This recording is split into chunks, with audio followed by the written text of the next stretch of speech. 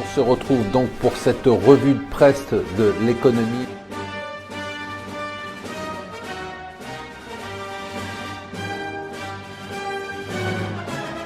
Bonjour et bienvenue sur Mon Financier pour la revue de presse de l'Écho. Nous sommes le lundi 25 avril, c'est la Saint-Marc, donc bonne fête Marc.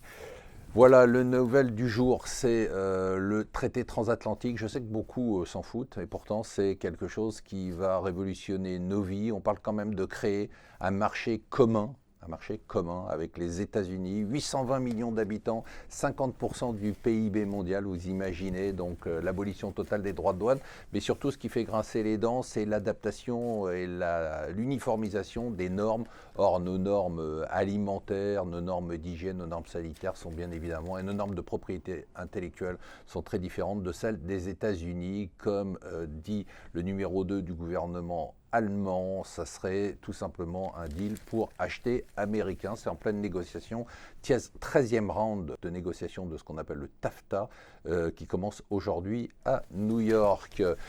La Grèce, c'est marrant cet article, vous avez l'impression de le lire tous les 3 mois, ça explique où on en est sur les négociations grecques, toujours le même scénario, le FMI qui dit non, il faut des nouvelles mesures d'austérité, l'Union européenne qui dit rien, qui sait de toute façon qu'elle va sortir un chèque de 8 milliards à fonds perdus, et la Grèce qui dit ah non, pas de nouvelles mesures d'austérité, vous êtes en train de me tuer, voilà, en gros, on prend les mêmes et on recommence, et on sait qu'à la fin, on va payer un chèque, et ce chèque, il sortira de votre poche.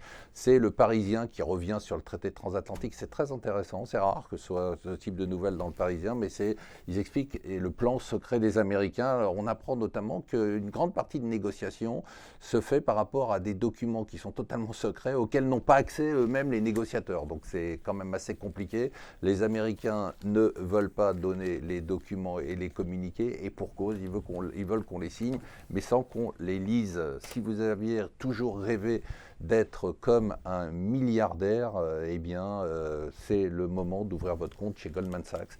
Goldman Sachs qui lance sa banque en ligne, et une banque en ligne où vous pourrez ouvrir un compte à partir de $1.